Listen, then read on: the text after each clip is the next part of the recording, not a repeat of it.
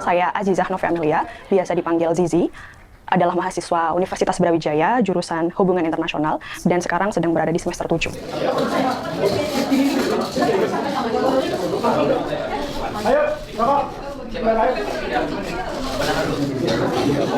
Adanya perkembangan teknologi, kalau misalnya kita terkait relasi hubungan antara negara dan negara. Ketika dulu belajar sejarah, ada beberapa memori yang saya ingat bahwa Timor Leste melakukan gerakan separatisme dari Indonesia. Dan itu jadi satu memori yang masih melekat gitu. Bayangan saya waktu kecil ya, waktu belajar itu, memisahkan diri itu solidaritasnya kurang gitu. Padahal kan kita persatuan Indonesia gitu ya. Jadi di bayangan saya, oh sepertinya Timor Leste ini memang ya nggak solid aja gitu.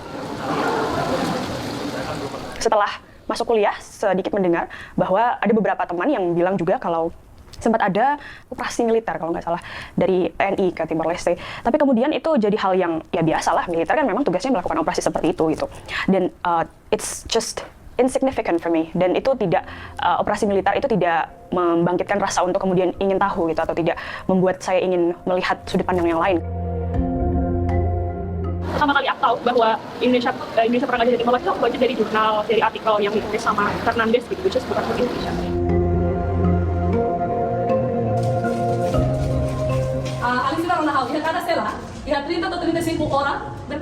Nama saya Livania Alves Korea, sekarang 24 tahun dan kuliah di Universidade Nacional Timor-Leste, UNTL. Então, imagina, prisioneiros políticos na ela ihane, balu fulanês, balu tinan ida, balu tinan rua, balu tinan tolu, ela sama sabi. Itu 30 atau 35 orang yang lapan.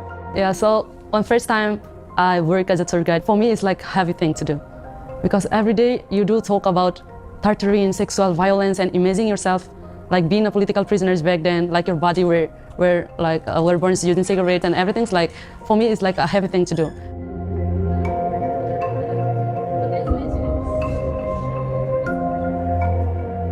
Imagina se ela é 6 meses. Imagina se ela é 1 ano. Imagina se ela é 2 anos. Agora, prisão de nós apenas uma maneira de me pegar, sabe? Uma yang fetu sila na ita menstruação, sila laris. Mes mara de fix. Sejak era Orde Baru, informasi yang beredar melalui buku sekolah maupun lewat media massa didominasi dari sumber pemerintah. Akibatnya, sebagian besar anak muda Indonesia, termasuk Azizah, tak pernah tahu bagaimana kelamnya sejarah hubungan Indonesia dan Timor Leste. Pada saat itu, ketika research menemukan jurnal, ada jurnal itu As Timor War, How It Ended gitu. Jadi ada war ya ternyata gitu. Pernah saya dengar ada civil war gitu. Oke, mungkin ini soal civil war-nya. Tapi ternyata ketika saya baca kalimat pertama itu, kalau nggak salah, Indonesia invaded As Timor for 24 years dari 1975 sampai 1999. And then I was surprised. Oh, Indonesia. Oh, mungkin ini operasi militer itu nggak sih? Oh, tapi kok invasi ya gitu. Kok invasi di sini tulisannya gitu. Saya setelah membaca literatur itu, saya merasa bahwa nobody ever told me, as an Indonesian, young people sebagai generasi Indonesia, nggak ada loh yang ngasih tahu ini ke saya sebelumnya. Not even textbooks, history textbook, not even my teacher, not even anyone. Kalau misal saya nggak baca literatur ini, saya nggak akan tahu gitu. Dari situlah saya sadar bahwa, oh ya, satu cerita itu mereka punya dua sudut pandang yang berbeda gitu. Dan mungkin selama ini saya terlalu terpapar oleh sudut pandang Indonesia sebagai anak muda Indonesia.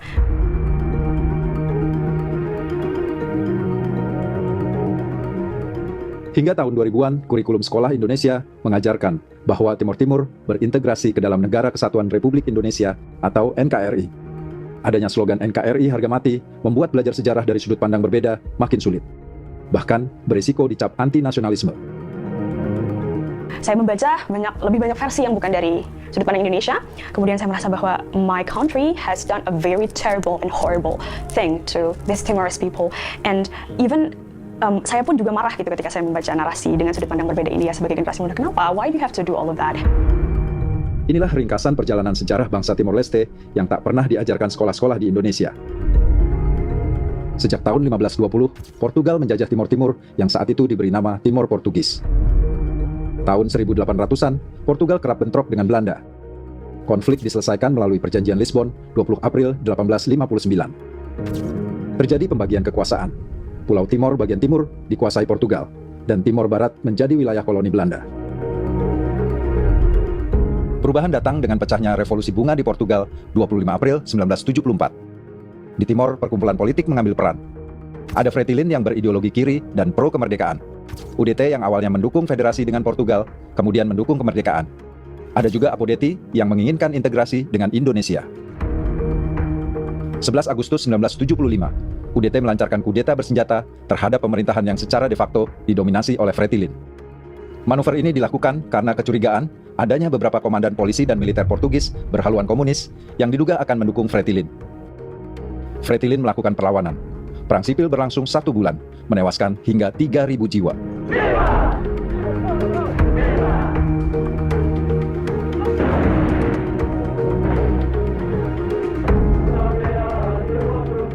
Untuk mendapatkan pengakuan internasional, Fretilin memproklamirkan kemerdekaan Timor Leste pada 28 November 1975. 2 hari setelah proklamasi, 4 partai politik yaitu UDT, Apodeti, Kota, dan Trabalista di bawah tekanan tentara Indonesia mengeluarkan deklarasi tandingan bernama Deklarasi Balibo. Deklarasi Balibo menyatakan bahwa Timor Portugis akan diintegrasikan ke dalam Indonesia. Istilah yang dipakai adalah merdeka lewat integrasi ke dalam NKRI. Deklarasi ini kemudian menjadi legitimasi militer Indonesia untuk masuk ke Timor Timur. 7 Desember 1975, ABRI melakukan invasi ke Timor Timur melalui Operasi Seroja. Operasi Seroja adalah operasi militer terbesar yang pernah dilakukan ABRI, melibatkan unsur Angkatan Darat, Laut, dan Udara. Tak kurang dari 10.000 pasukan ABRI menduduki Dili. 20.000 pasukan lainnya dikerahkan ke seluruh Timor Timur. Untuk menunjukkan bahwa integrasi bukanlah hasil operasi militer, 17 Desember 1975, pemerintah Indonesia mendukung pembentukan Pemerintah Sementara Timor Timur atau PSTT. Mei 1976, pertemuan PSTT mengeluarkan permohonan integrasi kepada Indonesia. Melalui TAP MPR nomor 6 tahun 1978, Indonesia mengukuhkan integrasi Timor Timur ke dalam NKRI dan dicatat sebagai provinsi ke-27. PBB tak pernah mengakui proses ini sebagai tindakan penentuan nasib sendiri.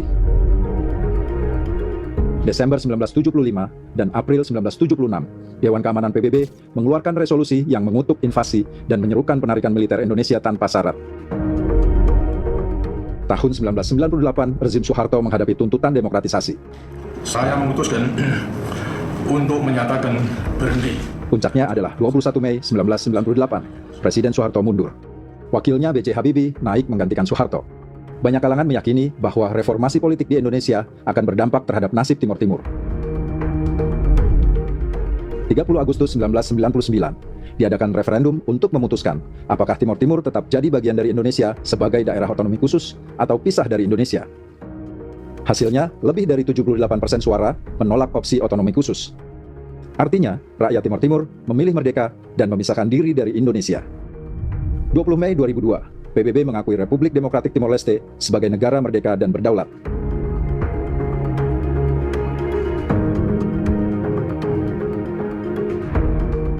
Ini adalah Ponte B.J. Habibie, artinya Jembatan B.J. Habibie.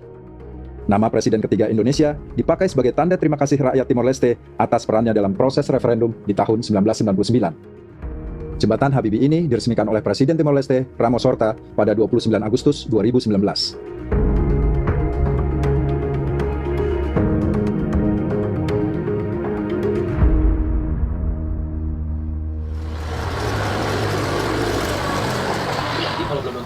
Wilayah yang bakal ada di Sekarang yang sedang saya persiapkan skripsinya adalah terkait rekonsiliasi, karena rekonsiliasi menjadi hal yang menarik, ya it's my personal interest gitu, bagaimana dua kelompok yang bertikai mereka bisa membangun hubungan kembali. Tapi kemudian rekonsiliasi ini sangat G2G ya, government ke government gitu. Sedangkan personally I'm not into that kind of, saya tidak terlalu tertarik soal hubungan elit politik negara A dan negara B gitu misalnya. And I'm into, saya lebih suka people to people atau level komunitas.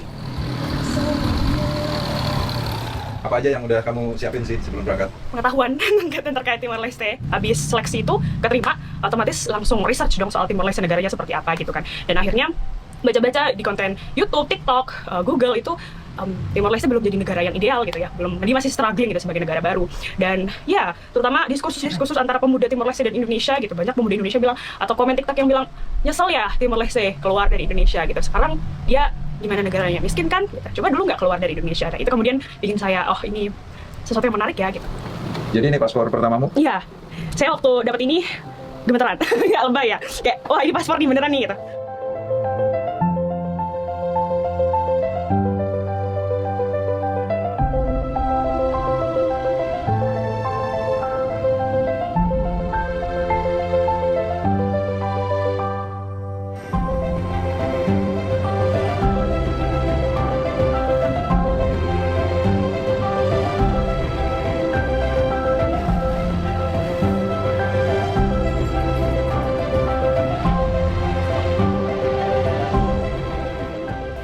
adalah lebih dari teman ya. Sekarang dia sudah menjadi sahabat saya gitu. Padahal saya belum 1 bulan di sini. Dia orang yang sangat membantu dan mendukung saya di dalam nggak hanya proses saya mencari data untuk skripsi, tapi juga proses saya untuk memahami sejarah negaranya gitu.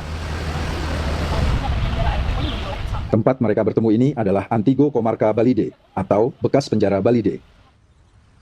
Tempat ini kini dijadikan sebagai kantor dan museum yang dikelola oleh Centro Nacional Sega atau CNC.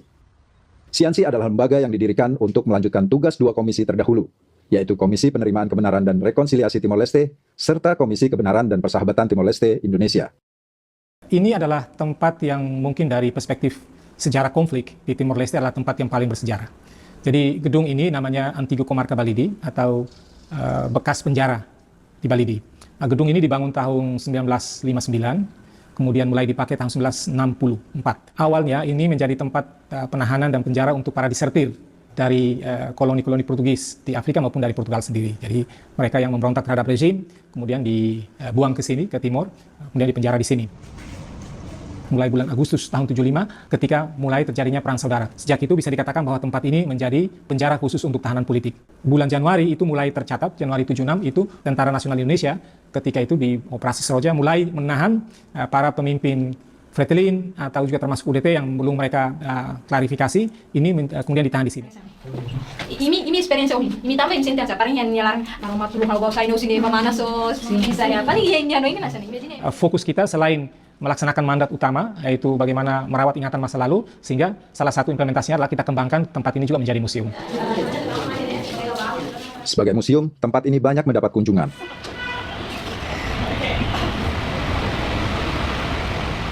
Seperti Gigi sudah tahu tentang sejarah Timor Leste, kalau invasi Indonesia itu pada tanggal 7 Desember 1975. Elifania atau yang biasa dipanggil Eli adalah salah satu yang bertugas mendampingi para pengunjung. But except this part, the dark cells here, the one that is the original one that we can still see the graffitis and sometimes also we can still smell everything, and of course we can still see the blood and everything. So I think we need to came and see something here. If you came here, every day is a torturing day where your body were cuttings, your body were burning using cigarette, and then the detainees also took out your fingernails and toenails and everything, and then at the end of the day they will force you to enter here. And imagine this is actually full of the sanitation water where your bodies and everything like the bacteria and everything. Hygiene. Nah, dan itu bisa apa? Infection. Kylie juga sangat welcome untuk ini begini. Dan dia ketika menjelaskan korban-korban yang dulu di penjara misalnya, karena dia kan Turgadi Shega ya, dan juga misalnya historical site yang pasti historical site itu akan berhubungan dengan penyiksaan, pembunuhan, pemerkosaan.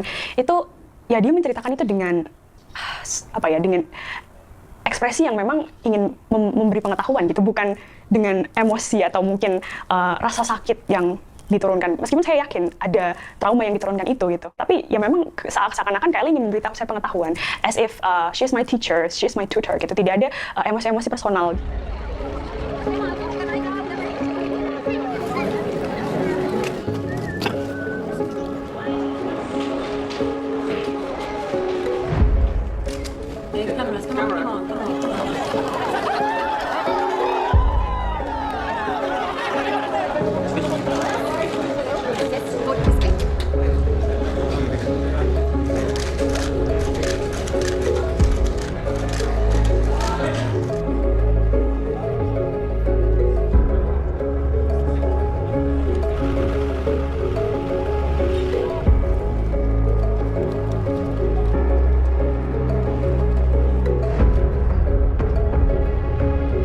With 25 members and Jadi tahun 99 setelah pengumuman hasil jajak pendapat, sebagian tahanan kemudian dilepas saja, tapi kemudian penjara ini dibakar.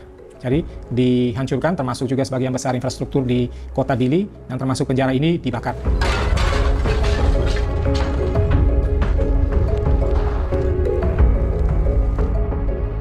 Kemudian pada tahun 2001 ini gedung direhabilitasi. Nah, ketika merehabilitasi ini memang dari awal dipikirkan untuk tetap menjaga keaslian dari penjara ini, sehingga bisa kita lihat beberapa sel masih seperti kondisi semula.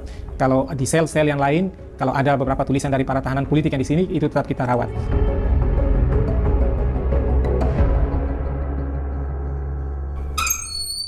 This is actually one of the dark cells that we can see the blood, the dry blood. So this is actually the doors. during Portuguese time and until Indonesian invasion. So 35 people inside. There's a reason why it's called dark cells. Ada alasan kenapa dia dipanggil sel gelap, karena memang ketika itu ditutup sangat gelap sekali.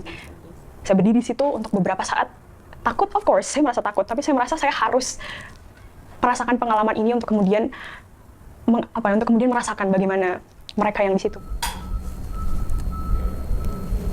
So the condition is like emptiness, dimana kita hanya mendengar jeritan-jeritan, tangisan. Imagine you've been raped, and then you've been entered in the dark cells. Imagine your own daughters that the Chinese used to torturing and everything. Imagine when the food is coming and no one see it. For me also, every day when you meet a new people, you also learn a new people. You also transfer the emotion and knowledge and everything. It's not like sharing the history itself. I found out that it's not only men that fight for independence, but also women and children. The way that they've been suffering, torturing, the way that they're starving, and most of them were born from sexual violence. It's really heartening when you share the history, especially to the youth. Mate bele mate, husik timur, maka haula husik. Like, I can suffering a lot, everything, but to left is Timor, I never left. Like, untuk merelakan Timor Leste, saya tidak akan. Tapi mati, saya boleh mati. Tapi untuk merelakan Timor Leste, saya tidak akan. This room is so full of spirits, independent spirits. Like, you just want to be free and merdeka. I don't know, on behalf of my country, I'm so sorry. So sorry. I'm sorry.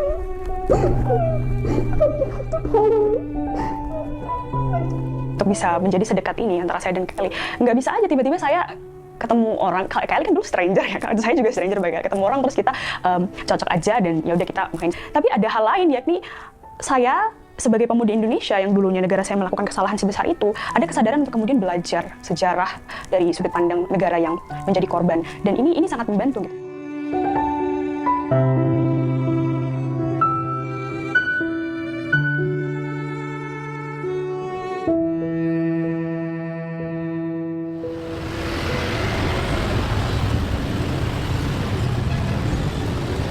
24 tahun menduduki Timor Timur, jejak keberadaan Indonesia berupa bangunan atau simbol-simbol sangat mudah dijumpai.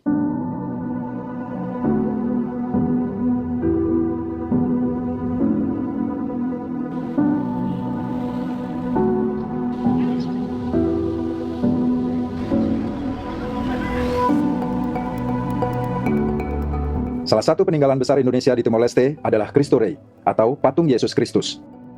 Diresmikan oleh Presiden Soeharto 15 Oktober 1996. Patung ini dibuat untuk menaklukkan hati rakyat Timor Timur, sekaligus sebagai hadiah 20 tahun integrasi.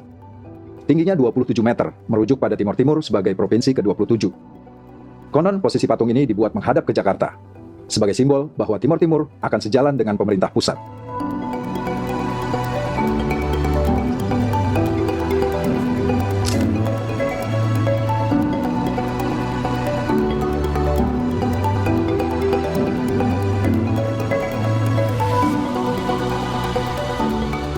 Terletak 122 km dari Dili, Baukau adalah kota terbesar kedua di Timor Leste. Seperti Dili, di Baukau juga mudah dijumpai jejak keberadaan Indonesia.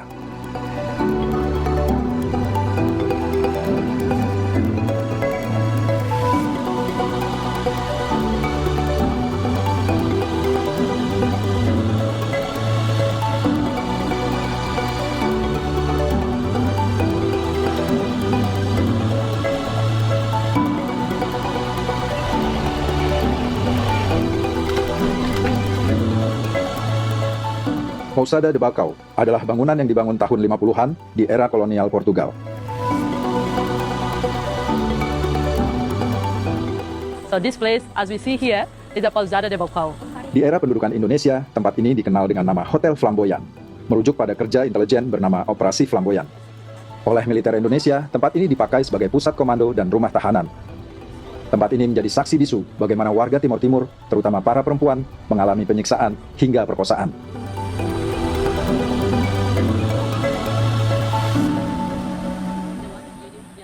Banyak anak-anak muda Indonesia yang berkunjung ke Timor Leste dan ingin mengetahui sejarah hubungan Indonesia Timor Leste. Yang dari my own experience that I've been working as a tour guide is International Sega. We don't have a lot visitors from Indonesian. We do, especially the youth. We do have some, but only few of them. Like sometimes only one person came, 2 person. Termasuk yang seperti Azizah ini, Ya. apakah ada banyak mahasiswa atau pelajar Indonesia yang datang ke Timor Leste untuk melakukan studi atau riset? Yang sampai sekarang ini, yang saya temani ini Azizah. Azizah yang bisa dibilang mahasiswa pertama yang datang. Tapi mungkin ada yang lain yang bukan bersama saya atau bersama Shega. Tapi yang saya bertemu itu Azizah. Tapi ekspresinya, apa yang melalui Azizah, ekspresinya saya bisa mengetahui bahwa teman-teman yang lain juga di Indo pasti juga belum banyak yang tahu tentang apa yang terjadi di Timor Leste. This is the feeling of my emotions visiting this might not be included in my thesis. Mungkin perasaan saya, personal emosi, menangis dan lain itu tidak bisa ditulis di dalam skripsi karena but even though it's not included in my thesis, it heavily influenced me as a person. Itu sangat banyak membuat saya belajar dan mempengaruhi. I mean, her presence, bagaimana Kak Eli cerita itu sangat influencing me to as a youth supaya tidak mengulang konflik-konflik seperti itu. Dan juga memberitahu, mengedukasi teman-teman di sekitar saya untuk ini loh yang terjadi. This is actually what happened on the other path, on the other perspective. Kita nggak PNI atau kita nggak selamanya hero, but we are also an oppressor, colonizer, perpetrator, pelaku, penjajah. So I think it's really important for me, especially as a young people, to understand the victims' perspectives.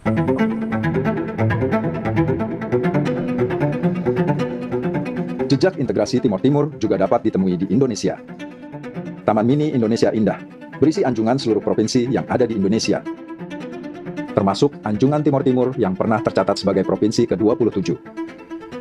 Setelah Timor Timur merdeka dan lepas dari Indonesia, anjungan Timor Timur ini diabaikan dan tak pernah bisa lagi dimasuki oleh pengunjung.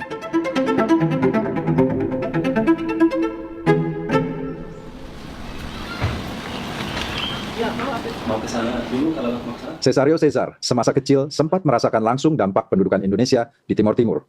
Tapi saat itu ia tak paham betul apa yang sebenarnya sedang terjadi. Jadi gini, kita lari kan dari rumah kita ke gunung itu jauh. Karena setelah dengan saya kurang tahu itu setelah hasil atau dengar hasil atau itu di 99 itu di Los Palos di Luro di dekat di atas gunung namanya Gunung Boa Nomar. Itu salah satu gunung tertinggi juga di Los Palos yang dekat dengan Gunung Legomau. Gunung Legomau itu adalah gunung yang dimana Sanana dan anak buahnya dulu tinggal di sana juga lama. Tapi itu dekat dengan dan kita sembunyi di sana sama orang tua, sama banyak sekali orang yang kita di sana lari ke sana terus kita melihat melihat langsung apa yang terjadi di mana. Tapi kita tidak tahu karena kecil-kecil kan kita senang aja. Oh lagi ada yang bakar rumah jadi kita senang bakar rumah. Ini manifesto politik para pemuda yang dulu 2023 kita adain salah satu event besar bersama dengan saat melarikan diri ke gunung, ada satu lagu yang sering dinyanyikannya bersama kawan-kawannya. Jadi dulu kita masih kecil pun kita bernyanyi dengan dulu tuh kita masih kecil kita nyanyi dengan nama Wiranto. Wiranto litiwa tu kalereti murhai haukuta. So Wiranto liti itu ada salah satu that's a small animal that can attack Wiranto to kill Wiranto because Wiranto kill all the people in Timor Leste. So when I was kids, we sing this song. We hate Wiranto so much. So we hate Wiranto. We hate Wiranto. We hate Prabowo. We don't like Prabowo. We don't like Wiranto. Wiranto terlibat langsung di lapangan dalam operasi Seroja saat ia berpangkat Letnan Kolonel. Tahun 98, Presiden Soeharto mengangkat Wiranto menjadi Panglima ABRI. Sedangkan Prabowo Subianto pertama kali terlibat dalam operasi Seroja sebagai Komandan Peleton para Komando Grup 1, Komando Pasukan Sandi Yuda atau Kopasanda. Kopasanda adalah pasukan elit cikal bakal Kopassus.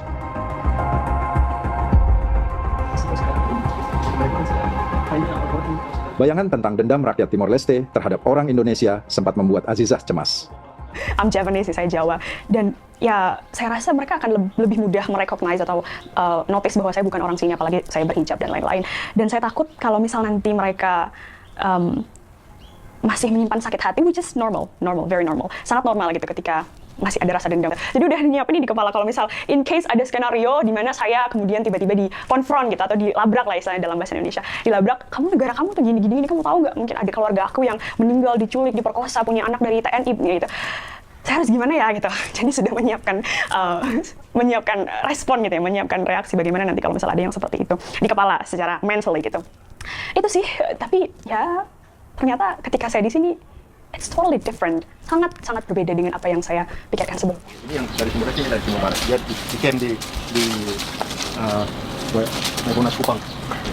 Dia bilang 24 tahun hidup di negara yang terpisah. Pada tahun 99 masih anak. Tidak tahu apa-apa tentang konflik kekerasan yang terjadi. Kami punya hak untuk hidup damai, bebas. Lagu kebencian tak lagi dinyanyikan. Asia Justice and Right atau AJAR turut membangun rekonsiliasi antar pemuda Timor Leste dan Indonesia. AJAR adalah organisasi non-pemerintah yang menjalankan program pendidikan HAM serta mendorong rekonsiliasi dan keadilan transisional. Selain itu, AJAR juga bekerja melakukan pemulihan dan pendampingan korban pelanggaran HAM masa lalu. Berikut ini adalah sebagian data korban pelanggaran HAM selama pendudukan Indonesia di Timor Timur. Sekitar 4.000 anak Timor Timur dipindahkan secara paksa ke Indonesia.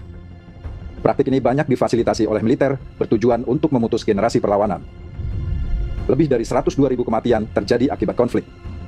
Dari jumlah ini, 84.000 lebih adalah kematian akibat kelaparan dan penyakit yang melebihi tingkat kematian pada masa damai.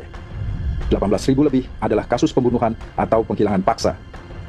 Data ini adalah perkiraan minimum yang dicatat oleh CAVR atau Komisi Pengakuan Kebenaran dan Rekonsiliasi Timor Leste.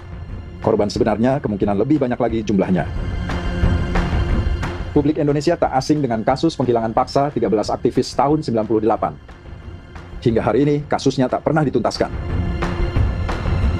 Kasus penghilangan paksa juga banyak terjadi saat pendudukan Indonesia di Timor Leste. Salah satunya adalah kasus Nicolau Lobato, Perdana Menteri pertama Timor Leste. Media di Indonesia banyak menuliskan kisah heroik pasukan Prabowo yang berhasil menewaskan Lobato.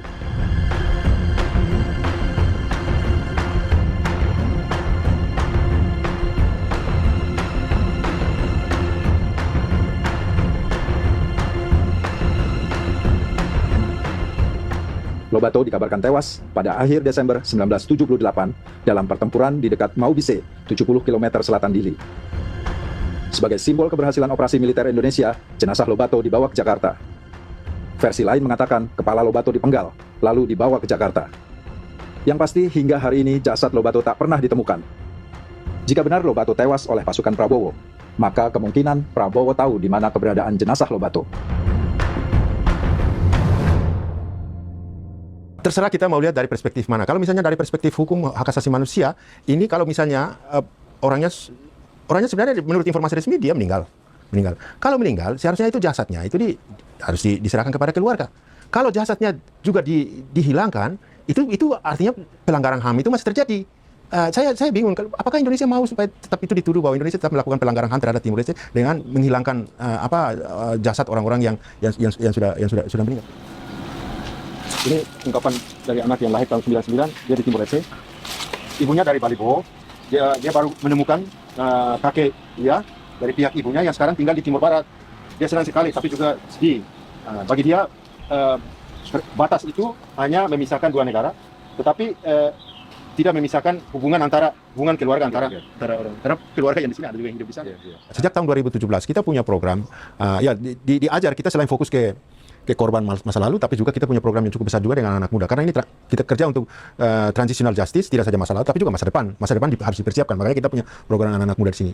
Ada sekolah HAM di sini.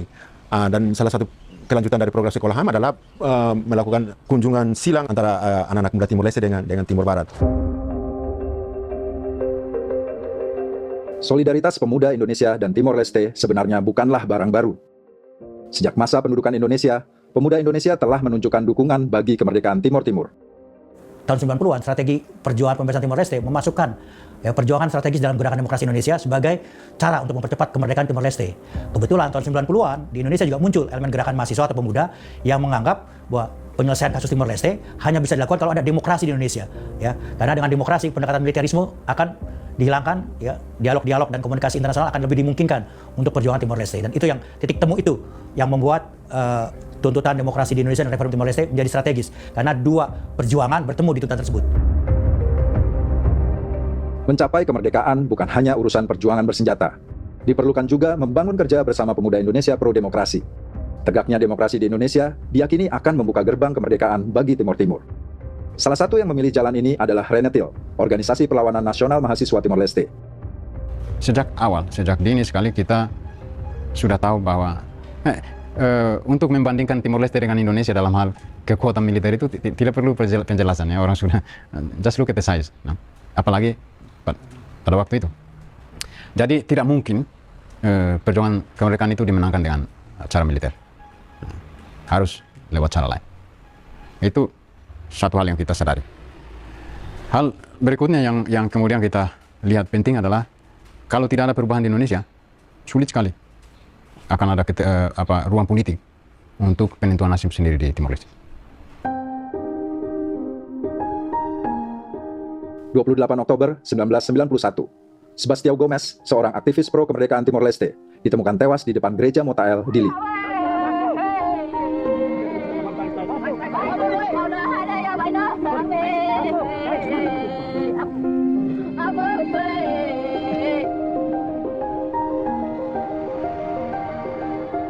Dua minggu kemudian, 12 November 1991, diadakan misa arwah di gereja Motael. Ribuan umat Katolik, terutama kaum muda, hadir.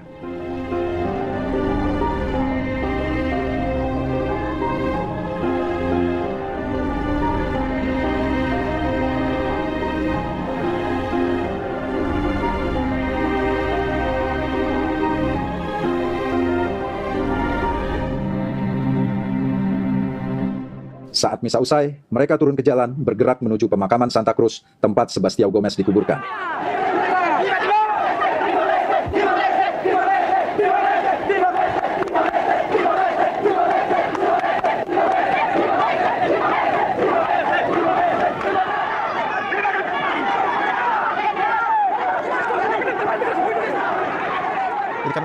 Gregorio salah seorang yang berperan dalam aksi 12 November. Ia adalah koordinator aksi yang berkomunikasi langsung dengan Sanana Gusmao. Tapi Pak Sanana pagi-pagi sudah mengirim pesan ke tim saya untuk menghentikan karena ada rencana penembakan. Tapi pesannya itu orangnya itu tidak sampai ke kita di gereja. Kita kan berstart di gereja. Orang yang membawa pesan itu datang langsung ke kuburan. Nah, sini kita ketemu. Tapi saya bilang sama Pak Sanana waktu saya ketemu setelah pulang itu, Pak, ini kalau terjadi pembatalan itu, ini kita sendiri yang akan saling berhadapan. Tapi untung tidak terjadi. Jadi kita berangkat dan kita hanya menghadapi satu arah saja. Jadi musuh kita itu satu, Indonesia. Waktu itu ya, sekarang tidak lagi bermusuhan ya, waktu itu. Jadi tentara Indonesia waktu itu dan kepolisian. Aksi damai seketika berubah menjadi tragedi ketika pasukan ABRI melepaskan tembakan ke arah massa.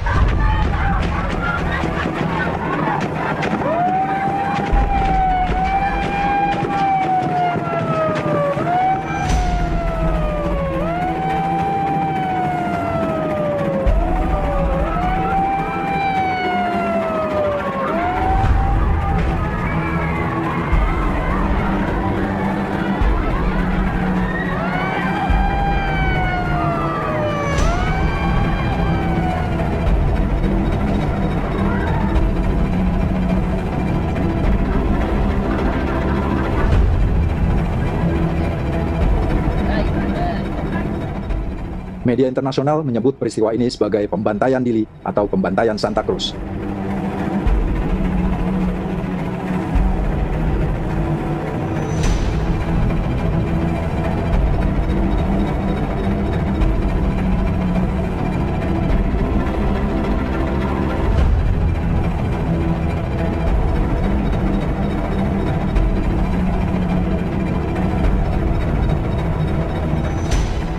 Pasca pembantaian Santa Cruz, 6 orang aktivis pro kemerdekaan disidang. 5 orang divonis 9 hingga 15 tahun penjara. Sementara Gregorio divonis penjara seumur hidup. Saya dituduh seumur hidup karena gara-gara bilang saya perintahkan para demonstran bawa senjata. Tidak ada satupun. Saya seorang aktivis yang anti integrasi, bukan anti Indonesia, anti integrasi, yang anti violence. Saya mahi orang saja tidak. Tempelin orang apalagi nih. Apalagi saya perintahkan orang bawa senjata. Saya jawab di pengadilan, kalau kita tembak bawa senjata pasti ada korbannya. Siapa yang jadi korban dari pihak kita? Tidak mungkin kita bawa senjata ketawa-ketawa begini kan? Karena kemerdekaan sesudah 25 tahun ini, kemerdekaan yang dalam arti benderan dinaikkan, kita punya presiden sendiri, wilayah ada batasnya yang jelas dan seterusnya, itu baru setengahnya saja. Nah, kemerdekaan yang penuh adalah ketika rakyat bisa terbebas dari belenggu, dari ketergantungan ekonomi, ketergantungan politik, dari peminggiran sosial ekonomi. Jadi kalau teman-teman yang meninggal di Santa Cruz itu, kalau kita ibaratkan mereka masih bisa berpesan kepada kita, mereka bilang, "Luta continua, teruskan perjuangan."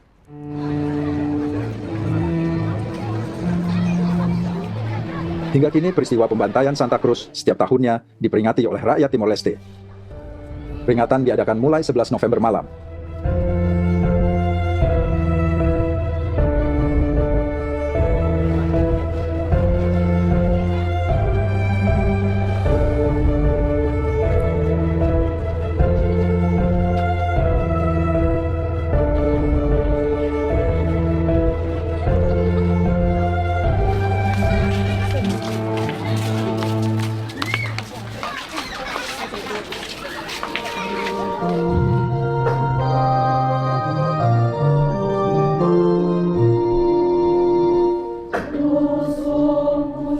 Sejak tahun 2005, pemerintah Timor Leste menetapkan 12 November sebagai Hari Pemuda Nasional.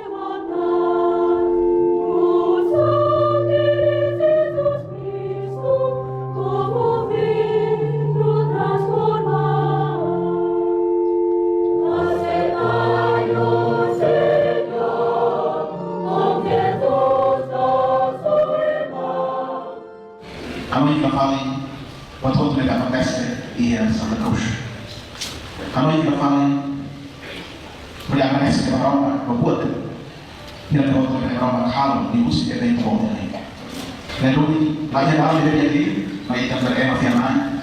Nabi Habib dengan orang lain boleh kamu dari dari mana atau dari Leste Roma buat betul dari kehidupan di usia evento storico del Venezuela mercado.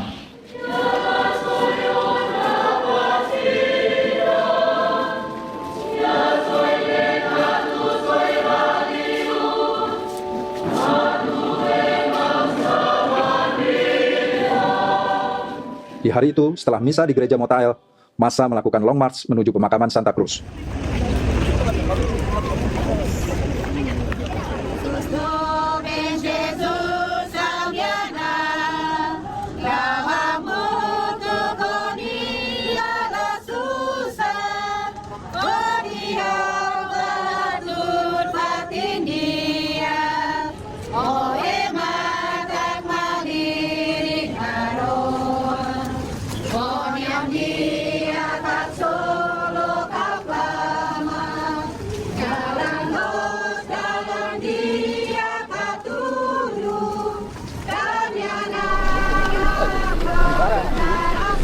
Para balik.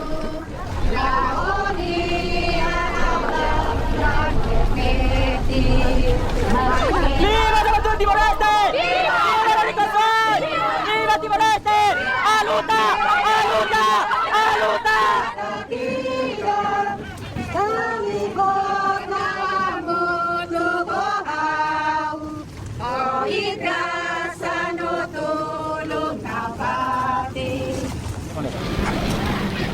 Mehi, Xavier Amaral, Nicolau Lobato, Comitê Central Tomac, fundador da SDT, Fretilin, Mehi, Nebeulo, amigo todo jovem, 24, 25, 26 anos de idade.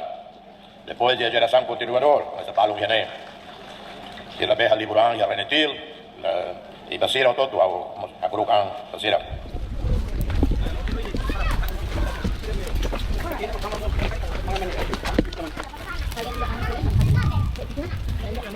Ada yang selamat, ada yang tidak selamat. Kalau yang tidak selamat itu karena mereka di depan jalan umum dekat kuburan Santa Cruz. Tembakan itu bukan satu kali, dua kali, tidak. Itu tembakan itu serentak. Serentak habis itu ada yang tidur kena peluru. Habis kami yang di pagar itu, kami buang spanduk. Habis itu kami lari masuk ke dalam kuburan Santa Cruz. Pertama kali ikut mendengarkan mereka menyanyi, I don't know the language, saya tidak tahu bahasanya, tapi saya merasakan emosinya. Kemudian tadi sempat pegang juga banner, saya tanya ke Kak Eli, boleh Kak saya pegang? Oh boleh gitu, terus pegang bersama-sama dengan dua bapak yang mereka ada yang bawa bunga dan juga bawa banner itu, and then I feel like I stand with these people, I stand with these victims gitu, bahwa mereka deserve untuk menerima every single justice that they deserve. Dan kemudian ada juga tadi ibu-ibu datang, kuat ya, kuat ibu, harus kuat. And then she said, terima kasih, and then I was like, what do you thank me for? This is what we should do as a young people, terutama sebagai generasi muda Indonesia yang dulu melakukan kejahatan sebegitu banyaknya ke sini, ke Timor Leste, ya harusnya pengalaman saya sebagai pemuda Indonesia di sini dan ikut komemorasi itu adalah hal yang wajar. And then they said thank you, and then I was like, what for? This is what I should do, this is our duty. Matenura, matemea, tinangidata, ami filamay. Ia fati meu isinatamba, ia marang meu orang fakarba. Selain acara skala nasional yang dipusatkan di pemakaman Santa Cruz, ada juga peringatan di tingkat kampung. Warga juga ikut menyalakan lilin di depan rumah mereka. Ini dilakukan sebagai penghormatan bagi para korban tragedi Santa Cruz. Dengan memperingati kejadian itu, kadang-kadang kita bilang ini membuka luka. Tidak. Ya kalaupun membuka luka itu kita harus merefleksikan. Sehingga ketika kita berbicara soal normalisasi hubungan, itu kita berbicara bukan omong kosong. Dengan kepedihan-kepedihan masa lalu itu kita siap untuk menjalin hubungan baik. Ini bukan relationship of convenience. Kita membangun hubungan bukan karena gampang, bukan karena enak, tapi karena kita perlu. Karena kita bertekad sebagai bangsa merdeka, bangsa berdaulat, membangun hubungan secara civilized dengan bangsa-bangsa lain.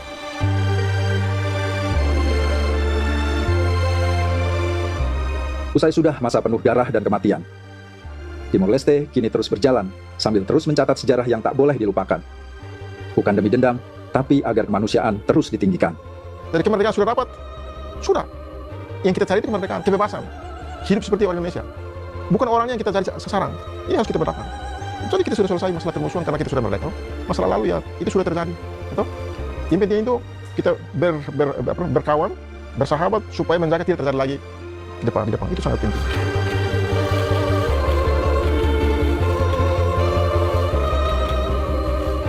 Apapun yang mereka berdua lakukan, entah bersalaman, entah berangkulan, masing-masing itu tetap melekat pada diri masing-masing itu kedua predikat ini. Satu sebagai Presiden Republik Indonesia, yang satu adalah Perdana Menteri Timor Leste. Artinya apa? Mereka berdua bersumpah untuk menjunjung tinggi kepentingan masing-masing rakyatnya, masing-masing negaranya. Pak Prabowo tidak akan melakukan sesuatu hanya demi Timor Leste. Demikian pun Pak Sanana. Entah gesture, entah tindakan lain, semua akan dilakukan dengan harapan timbal balik. Nah, itu. Jadi mungkin jawabannya agak abstrak, tapi orang Indonesia kan pintar reading between the lines ya. Saya tidak terlalu banyak berharap terhadap para pemimpin. Dari dulu kami sudah tidak dari awal proses rekonsiliasi kami sudah punya beda pandangan, beda kepentingan. Jadi saya tidak terlalu banyak berharap dengan para pemimpin kami. Ini adalah sebuah perjuangan yang harus terus berlanjut. Kita harus mengkonsolidasi kedaulatan rakyat ini. Kami juga di konstitusi kami juga secara jelas mengatakan bahwa kedaulatan itu ada di tangan rakyat. Di tangan rakyat. Ini yang harus diberdayakan supaya negara itu bisa berjalan dengan mandat dari rakyat. Saya kira anak muda Indonesia itu juga mewarisi sebuah utang sejarah. Dan para pemuda di Indonesia punya tanggung jawab untuk mengetahui, untuk tahu apa yang terjadi di Timor Leste selama 24 tahun. Timor Leste sekarang menjadi sebuah negara merdeka, berdaulat, sama dengan Indonesia, tapi merawat ingatan bersama masa lalu ini menjadi sangat penting untuk kita bisa memahami sejarah bersama ini. Jadi sejarah jangan hanya dilihat sebagai ada pihak yang menang dan kalah, tetapi sejarah harus memberi kepada kita pelajaran untuk bagaimana bisa hidup bersama dengan damai. Setelah Timor Leste merdeka, saya pikir rekonsiliasi di luar government atau di luar kerangka politik juga bisa terjadi. Misalnya rekonsiliasi di bidang pendidikan, ya. Dengan berlanjutnya kawan-kawan Timor Leste, anak-anak Timor Leste bersekolah di Indonesia, itu kan satu aspek rekonsiliasi, mengambil tempat lembaga pendidikan. Dan saya pikir dengan cara itulah mahasiswa Indonesia dan mahasiswa Timor Leste saling berinteraksi dan mengenal bangsanya masing-masing secara lebih baik. Dan itu terjadi baik sebelum kemerdekaan dan juga setelah kemerdekaan.